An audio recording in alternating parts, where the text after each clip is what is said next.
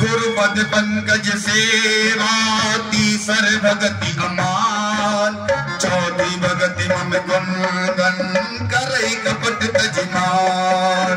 गुरुपद पंकज सेवा तीसर भगति अमान चौथी मम गुणगन करई कपट तजमान।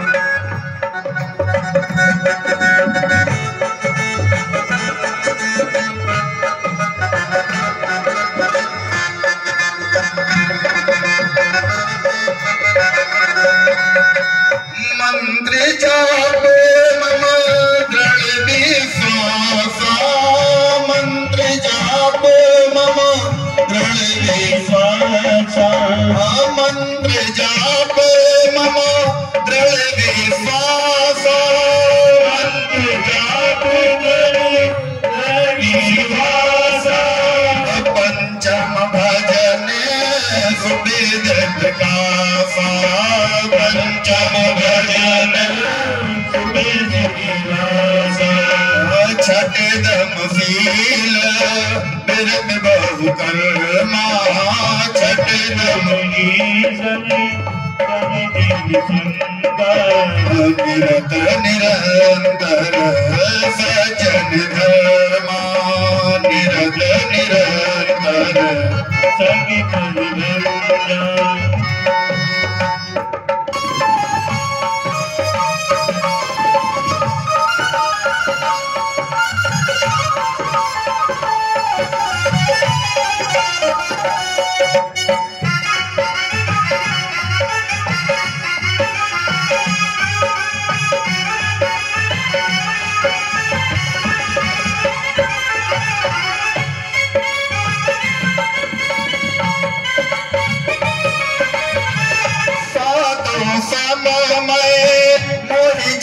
देखा साधो समय मुनि जन देखा मोते अधिक संत कर लेखा मोते अधिक संत कर लेखा। आठों जथा लाभ संतोषा आठों जथा लाभ संतोषा। नहीं देखे पर दोषा सपने नहीं देखे दोषा। नवम सरल सब विधि छलहीना नवम सरल सब विधि छलहीना नवम सरल सब विधि छलहीना। सरल सब जीना मम भरोसा ही है हरस नदीना मम भरोसा ही है हरस नदीना। प्रथम भगति तन कर संगा प्रथम भगति कर संगा। दूसर रते मम कथा प्रसंगा दूसर रतनी कथा प्रसंगा दूसर रते मम कथा प्रसंगा। राम जी ने 9 प्रकार की भक्तियां बताई। बोले सबरी मैया प्रथम भगति संतन कर संगा। मेरी सबसे पहली भक्ति क्या है? बोले संतों का संग। देखो 2 प्रकार की बातें होती है माता। एक होता है साथ और एक होता है संग। गोस्वामी बाबा लिखते हैं संतों का साथ नहीं करना है, संग करना है। साथ तो ऐसे संतों के मच्छर भी रहते हैं, तो क्या मच्छर भक्ति कर रहा है? साथ रहने में और संग करने में बहुत अंतर है। संग करने का मतलब उनका अनुसरण करिए, उनका आचरण अपनाइए, ये पहली भक्ति है। कुछ मत करो, राम का नाम मत लो, माला मत फेरो, जाप मत करो, कुछ मत करो। प्रथम भगति संतन कर संगा। अगर संतों का संग नहीं कर पा रहे, संतों का संग करना है, साथ नहीं रहना, उनके साथ इधर उधर घूमना नहीं है, घर पर रहकर जो संतों के बताए हुए नियम है उन पर चलिए, ये संग है। दूसर रते मम कथा प्रसंग। मेरी कथाओं के प्रति आपका रति मानना होता है प्रेम। मेरी कथाओं के प्रति अगर प्रेम है तो ये भी मेरी एक भक्ति है, दूसरी भक्ति। गुरुपद पंकज सेवा तीसर भगति अमान।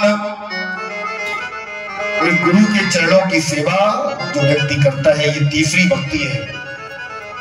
चौथी भगति मम गुण गण करई कपट तजमान। चौथी भक्ति राम जी सरकार कहते मेरे गुणों का जो अपने अंदर से अभिमान हटाकर गान करता है, अभिमान निकालकर जो मेरे गुणों को गाता है, ये मेरी चौथी भक्ति है।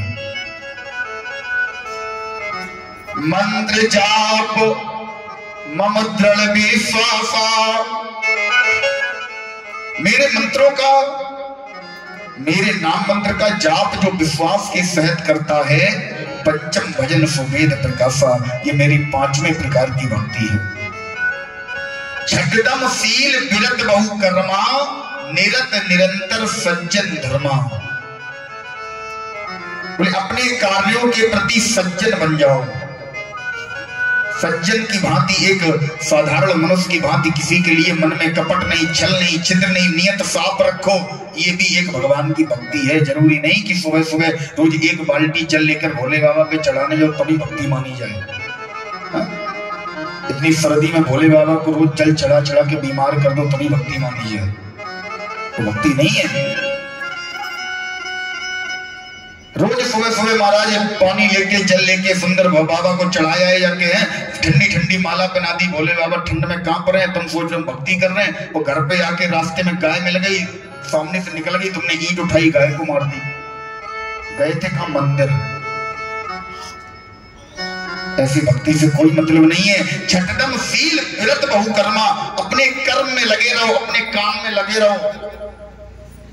सुबह सुबह पति ऑफिस जा रहा है, घर में वो चिल्ला रहा है मेरे लिए खाना बनाओ, मेरा टिफिन लगाओ, मेरे कपड़े प्रेस करो, तुमने लगाया आसन, माला हाथ में पकड़ी, राम राम राम राम राम राम, तो अपनी भक्ति में लग गए। ये भक्ति नहीं है। कर्म विधान बेसुरचि राखा। सबसे पहले अपने कर्म को करिए जो आपका कर्म है। छठदम शील विरत बहु कर्मा। अपने सारे कर्मों को करते हुए अगर समय मिले तो राम जी का नाम जपो। समय नहीं मिल रहा है मत जपो। घर का परमात्मा, घर का परमेश्वर, घर का पति देवता एक गिलास पानी के लिए तरस रहा है, तुमने आज तक कभी प्रेम से उसे एक गिलास पानी हाथ में नहीं पकड़ाया है? और भागवतों में जाके तुम 25,000 21,000 की पर्ची कटवा रही हो, क्या फायदा है? पहले घर के देवता को मनाओ, पहले घर के देवता को प्रसन्न करो, उसके बाद तुम्हारा ये दान लगता है। बाहर दिखावा मत करो, बाहर जाकर मत दिखाओ बहुत बड़े धर्मात्मा है ना। पहले घर में अपने पति को प्रसन्न रखो। हमारे शास्त्र कहते हैं जब तक घर में पति है तब तक आप किसी भी देवता की पूजा करना, हाँ भक्ति करो, धर्म से जुड़ो, दान करो, अच्छी बात है, बढ़ चढ़कर हिस्सा लो, क्योंकि दान से ही धर्म टिका हुआ है। लेकिन पति रुष्ट है, उसके बाद आप धर्म के कार्य में जा रहे हो, कोई फायदा नहीं है। पति ही देवता पति ही ईश्वर। एक माता जी वृंदावन गई, महाराज मंत्र ले आई महाराज जी से, गुरु जी से। अब तो गुरु जी ने हमें मंत्र दे दिया, हमसे कोई काम के लिए मत बोलना, हमारा समय है सुबह 5 बजे से 9 बजे तक हम मंत्र जपेंगे। अरे तुम उसके बाद भी जप सकती हो, मंत्र में लिखा है कि नहीं सुबह 5 से 9 ही जपना है। वही समय बच्चों के स्कूल जाने का, वही पति के ऑफिस जाने का, वो समय काम का। तुम्हारा काम के टाइम माला लेके बैठ जाओ। ये नहीं होना चाहिए।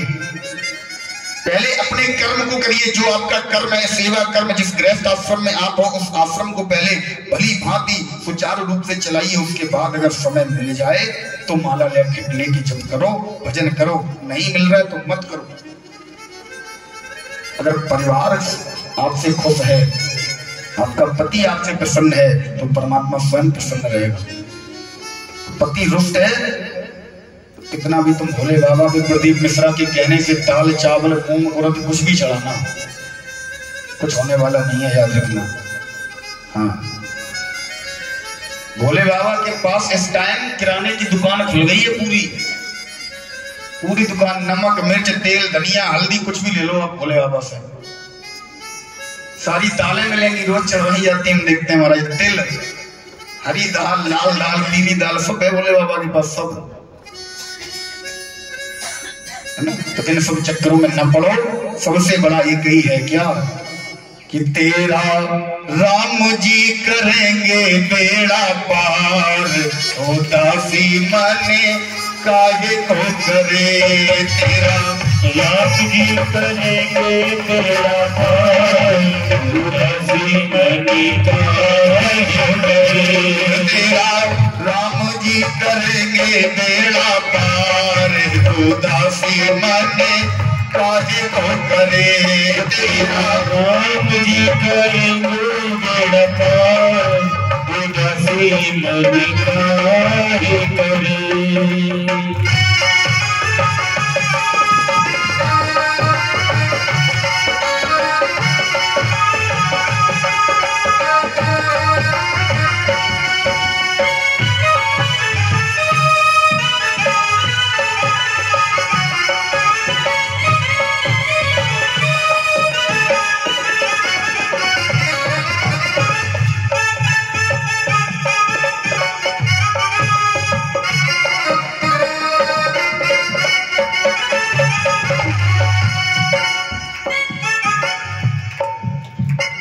नैया तेरी राम हमारे, नैया तेरी राम हमारे। लहर डगर प्रभु आप संभाले, लहर डगर प्रभु आप संभाले। लहर डगर प्रभु आप संभाले, आप संभाले। हरि आप ही उठाए तेरा भार, उदासी माने काहे को करे। हरि आप ही उठाए तेरा भार, उदासी माने काहे को करे। तेरा राम जी करेंगे बेड़ा पार, उदासी माने काहे को करे। तेरा राम जी करेंगे बेड़ा पार, उदासी माने काहे करे। राम जी की शरण में बने रहो, अपने माधव की शरण में बने रहो। इन टोटका चार्जों के चक्कर में मत पड़ो, है ना। इधर भोले बाबा पे हरी मूंग की दाल चढ़ाया, भोले बाबा पे खिचड़ी बना के चढ़ा दो, भोले बाबा पे मिर्च चढ़ा दो। पूजा करो, लेकिन इन फालतू के चक्करों में। महाराज सुंदर सा मकान बनवा दिया, किसी ने कह दिया एक राक्षस की फोटो लगा दो मकान पे। जो आपदा आनी होगी वो आएगी। राक्षस की फोटो लगाने से मकान का कोई भला नहीं होगा। सुंदर सा मकान बनाया, पहले के लोग क्या करते थे, बोले सीधा लिख देते थे, जैसे मकान बना सेवक सदन।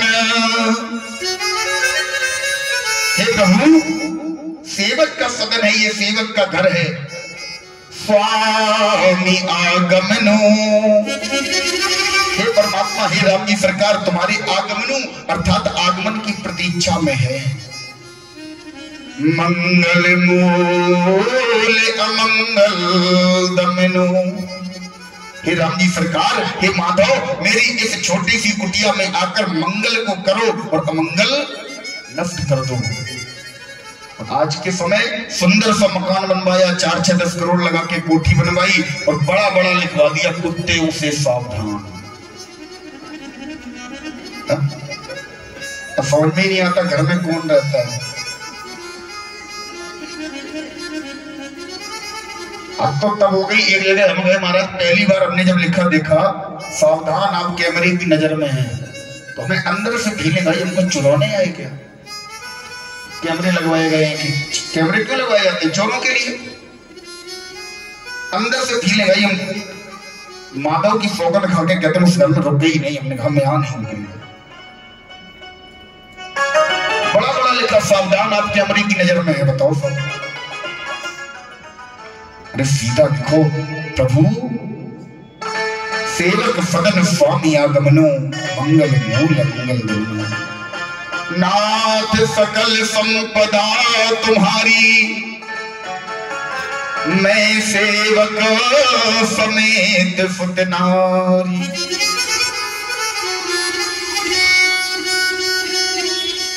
इन फालतू के चक्रों में पढ़ना, प्रपंचों में पढ़ना छोड़ दो और हाथ जोड़कर विनती करें। माताएं ज्यादा जल्दी पढ़ती हैं। अभी हमने देखा महाराज, अभी सावन में एक रुद्राभिषेक करवाया गया था। अब खैर छोड़ो, किसी व्यक्ति विशेष के लिए बोलना व्यास मंच से सेवा नहीं करता,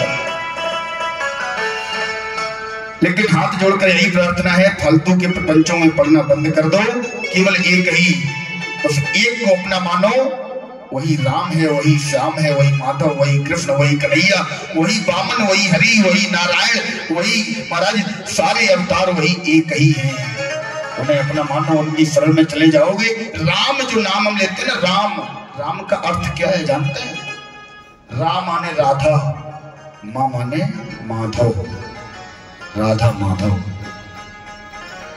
राम और कृष्ण में कोई अंतर नहीं है, वही राम है।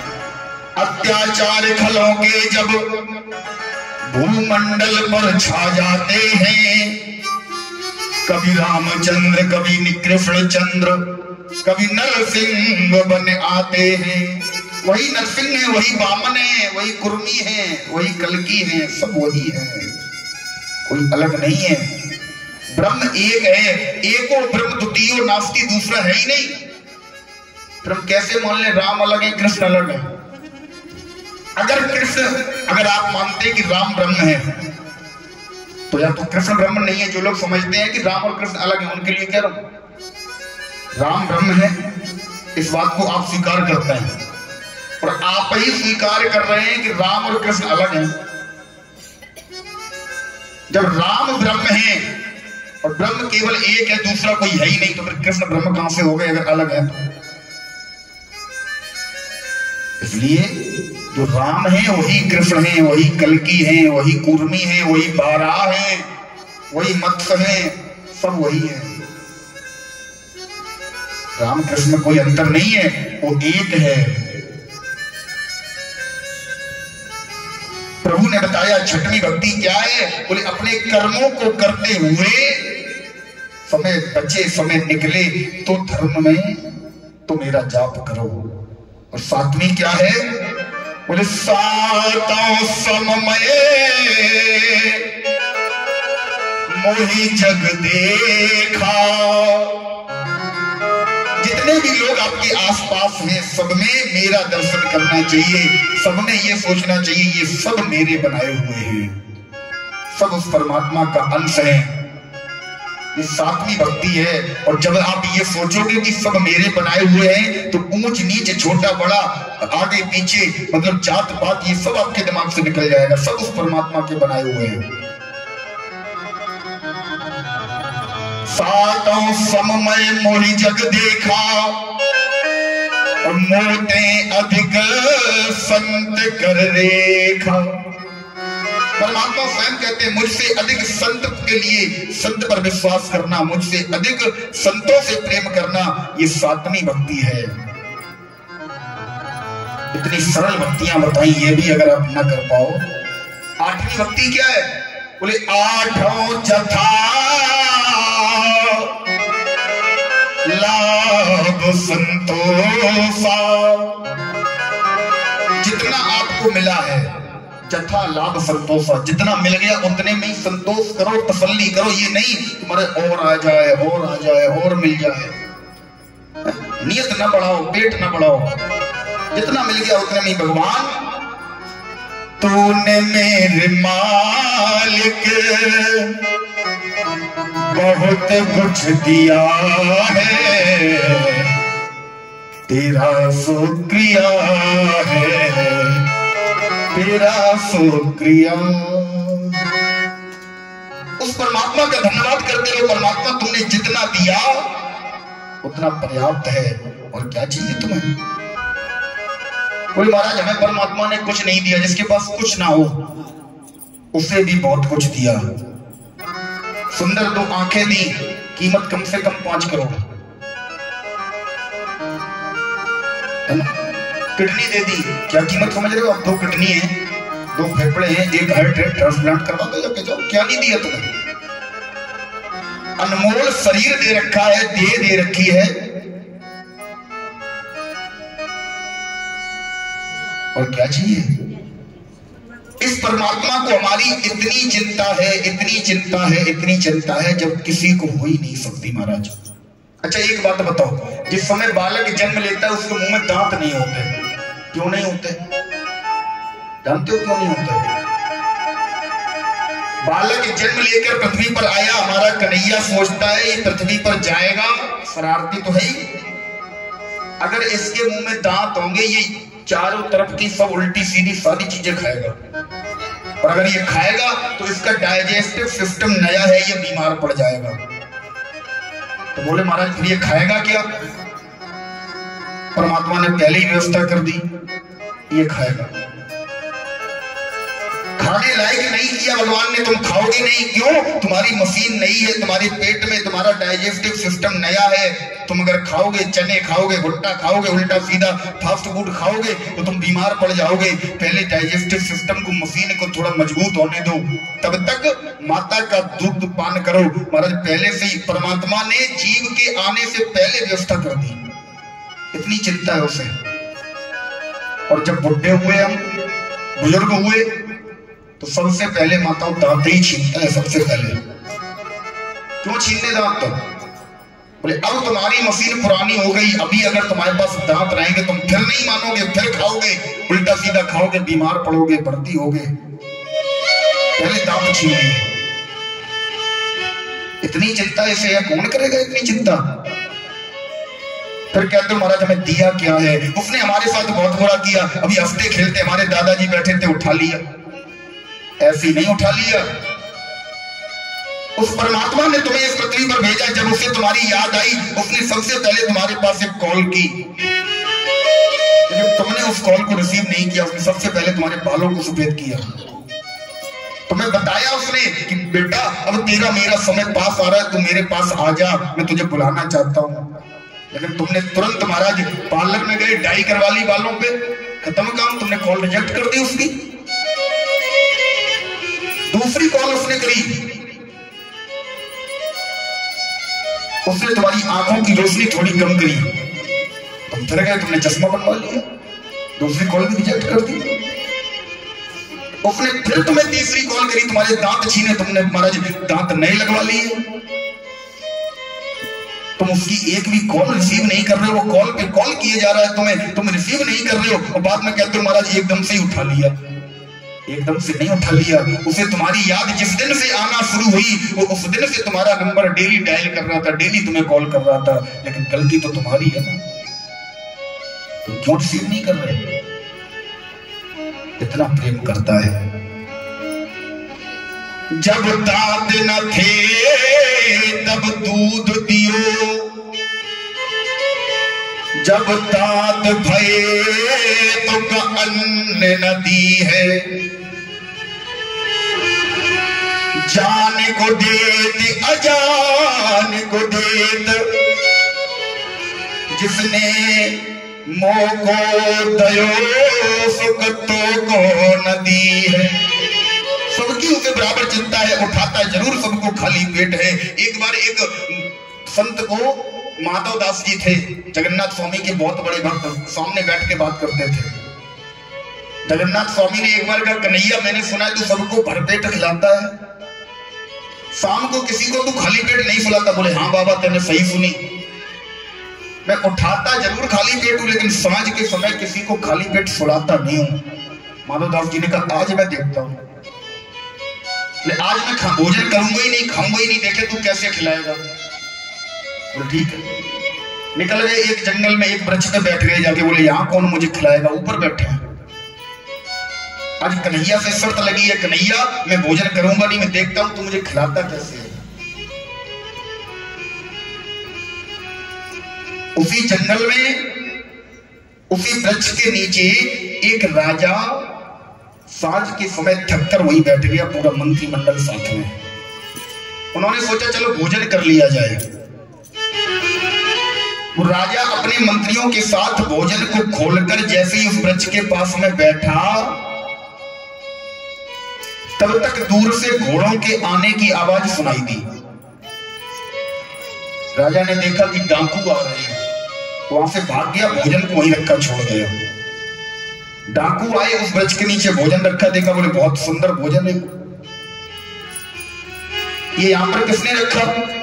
डाकू के साथ अन्य लोग जो थे, दस्यु यानी गिरोह के, गैंग के, ग्रुप के लोग, उन्होंने चारों तरफ देखा तो पेड़ पर ऊपर बैठे माधवदास जी मिल गए। बोले बाबा जी ये भोजन तुमने रखा। बोले नहीं। एक व्यक्ति उनमें से बोला भैया ये भोजन इसी ने रखा होगा, ये जानता था हम लोग रोज इस वृक्ष के नीचे बैठते हैं और मुझे लगता है इस भोजन में कुछ जहर मिला है, तभी इसने ये भोजन रख दिया और ऊपर से छुप के देख रहा है ताकि हम लोग पाएं और मर जाएं। बोले तो क्या करें। बोले इसी को नीचे उतारो, पूरा भोजन पवाओ, तब तक मारो जब तक ये भोजन न करे। माधवदास जी को नीचे उतारा, मारना प्रारंभ कर दिया। बोले करो भोजन। और माधवदास जी भोजन करते जा रहे। बोले बाहर कन्हैया मान गए, तू किसी को खाली पेट नहीं रहने देता। हमारा परमात्मा इतनी हमारी केयर करता है, इतनी हमारी चिंता रहती है, फिर दिन रात हमारी चिंता में रहता है। राम जी सरकार कहते हैं मैया आठों जथा लाभ संतोषा, इतना तो ठीक है। बोले संतोष होना चाहिए मन में, जो कुछ मैंने दिया बहुत कुछ दिया है, सपने हो नहीं दे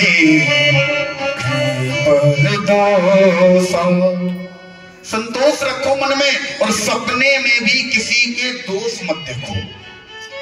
कौन क्या कर रहा है, कैसा कर रहा है, वो जाने, उसका काम जाने, हमें किसी की बुराई नहीं करनी, किसी के दोषों को नहीं निकालना। ये भी एक भक्ति है। और नौमी भक्ति, नवम सरल सब विधि छलहीना। नौमी भक्ति ये है कि महाराज सरल बन जाओ, सब विधि छलहीन, सरल बन जाओ बिल्कुल, किसी भी प्रकार का मन में छल ना हो। ये भी एक भक्ति है। लेकिन आज के समय में महाराज व्यक्ति इन सारी भक्तियों को छोड़कर मंदिर में रोज घंटी हिलाने जाएगा, रोज जल चढ़ाने जाएगा, और मंदिर में भी जाने का एक उद्देश्य रहता है हमारा। वैसे हम पूजा ना करें, वैसे हम भगवान के पास नहीं आएंगे। क्यों? क्योंकि हमें एक उद्देश्य है, हमारी एक मानसिकता बन गई है, बोले भगवान के पास जाएंगे, भगवान से मांगेंगे तो भगवान हमें दे देगा, इसलिए जाते हैं मंदिर। निस्वार्थ भाव से नहीं जाते। भगवान से कहते हैं जाके, बोले प्रभु आज हमारा ये काम बन जाए तो 501 रुपए का प्रसाद चढ़ाएंगे, और अगर नहीं तो क्या कहते हैं, अगर मेरा ये काम बन गया तो 501 का प्रसाद चढ़ाएंगे, और नहीं बना तो नहीं चढ़ाओगे, नहीं चढ़ाओगे। तो तुम उसके पास समर्पण से नहीं जाते हो, उसके पास अपनी भावना लेकर नहीं जाते हो, सौदेबाजी करने जाते हो। तुम मेरा काम करो, मैं 501 रुपए रिश्वत देंगे। और व्यक्ति, मनुष्य एक ऐसा प्राणी है जिसकी मांगने की इच्छा कभी खत्म ही नहीं होती। परमात्मा के पास जाएगा मंदिर में, बोले महाराज मेरा ये काम हो जाए, एक हो गया, अब ये हो जाए, दूसरा हो गया, अब बेटे का विवाह हो जाए, विवाह हो गया, अब पोता हो जाए, पोते भी हो गए, और अब घर में और कुछ नया हो जाए। भोले बाबा जिस समय उम्र बांट रहे थे, भोले बाबा ने 4 लोगों को बुलाया, कुत्ता, गधा, उल्लू और आदमी। चारों को भोले बाबा ने 40-40 वर्ष की उम्र दे दी। चारों अपने अपने घर चले गए। ध्यान से सुनना, बहुत सुंदर प्रसंग है। चारों अपने अपने घर चले गए। सबसे पहले गधा पहुंचा। गधे ने भोले बाबा से कहा, देखो बाबा, 40 वर्ष की उम्र आपने हमें दे दी, हम 40 वर्ष में दिन रात बोझा ढोते पीठ पर लाद कर, हमसे सहा नहीं जाता। तो भोले बाबा ने कहा, क्या चाहते हो? बोले, हमारी उम्र आधी कर दो। भोले बाबा ने कहा, ठीक है। 20 वर्ष की कर दी, 20 वर्ष अपने पास बचा कर रख ली। कुछ दिन बाद मनुष्य पहुंच गया। बोले, बाबा 40 वर्ष की उम्र में हमारा कुछ होता ही नहीं है, विवाह हुआ, बेटा बेटी हुए, तब तक निपट जाता है। और क्या चाहते? बोले, बाबा कुछ हो, इधर उधर की उम्र कोई बची हो, कोई खजाने में डली हो, दे दो। बोले, हाँ, गधे की उम्र बची है, दे दे। बोले, हाँ, दे दो। 20 वर्ष मनुष्य ने ले ली। कितनी हो गई मनुष्य की? 60। कुछ दिन बाद कुत्ता भी पहुंच गया। बोले, बाबा हम पर भी दया करो, जिस किसी के दरवाजे जाएं, रोटी की आस लगाएं, वो महाराज लाठी मारता है मुंह में ही। बोले बाबा ने कहा, तुम क्या चाहते? बोले, हमारी भी आधी कर दो। बाबा ने उसकी भी आधी कर दी, 20 वर्ष अपने पास रख ली। मनुष्य फिर पहुंच गया। बोले, बाबा दया करो, बाबा दया करो। क्यों? बोले, बाबा कुछ और उम्र हो तो और दो, हमें और जरूरत है। बाबा ने कहा, कुत्ते की है। कोई बात नहीं, कुत्ते की दो। कुत्ते की 20 वर्ष उधार ले ली। कितनी हो गई? 80। कुछ दिन बाद उल्लू भी पहुंच गया। उल्लू ने कहा, बाबा उम्र आपने गधे की आधी कर दी, कुत्ते की आधी कर दी, हमसे कोई दुश्मनी है क्या? बोले, क्यों? बोले, दिन में भी जागे, रात में भी जागे, दिन रात जगते रहते हैं हम, हमारी भी आधी करो। बाबा ने उसकी भी आधी कर दी। मनुष्य फिर पहुंच गया। बोले, बाबा कोई और बची है, इधर उधर डली है थोड़ी बहुत? बोले, क्यों? बोले, बाबा 80 वर्ष में तो महाराज पूरा सब कुछ निपट के जब शांति के दिन आए तब तक आप उठा लेते हो। बाबा ने कहा, 20 वर्ष है, उल्लू की चाहिए। बोले, दे दो बाबा, हमें तो सब हजम है। 20 वर्ष बाबा ने उल्लू की दे दी। मनुष्य कितने का हो गया? 100 का। अब विचार करना, 40 वर्ष की उम्र तक मनुष्य बिल्कुल टेंशन फ्री, कोई ज्यादा टेंशन नहीं, बिल्कुल बढ़िया एकदम डेंटिंग वेंटिंग करके बढ़िया सुंदर अपना जीवन जीता है।